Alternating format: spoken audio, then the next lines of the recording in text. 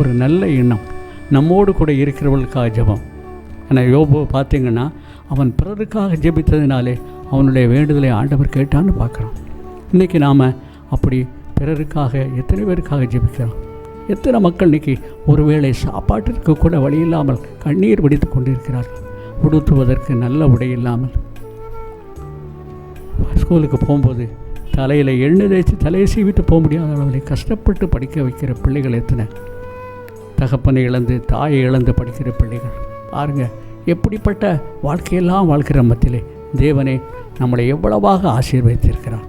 நாம் அவருக்கு எப்படி நன்றி செலுத்த வேண்டும்? அவரிடத்தில் நாம் எப்படி ஜெபம் பண்ண வேண்டும்? நிச்சயமாகவே உன் வேண்டுதல் கேட்கப்பட வேண்டுமானால் நீ ஆண்டவர் பாதத்திலே காத்திருக்கும் போது உனக்காக, உன்னுடைய குடும்பத்துக்காக மட்டுமல்ல, பிறருக்காக, தேசத்திற்காக, தேசத்தில் உள்ள அதிகாரிகளுக்காக, ஆட்சி செய்கிற அமைச்சர்களுக்காக நீங்கள் ஜெபம் பண்ணி பாருங்கள். ஒரு பெரிய அற்புதம், அதிசயம் உங்கள் வாழ்க்கையில் நடைபெறும். இந்தியாவின் எழுப்புதல் ஒரு பெரிய மாற்றத்தை உலகத்துக்கே கொண்டு வர வேண்டும் என்று ஜெபிங்க. ஆனால் ஆண்டவர் சீக்கிரம் வரப்போகிறார்.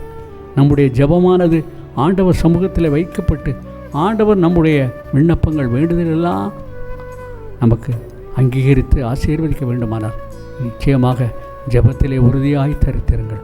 ஜெபம் பண்ண மறந்துடாங்க, ஜெபம் பண்ணுங்க. தேவன் உங்கள் வாழ்க்கையில் ஒரு பெரிய ஆசீர்வாதத்தை, அற்புதத்தை கட்டளையிட்டு தருவார்.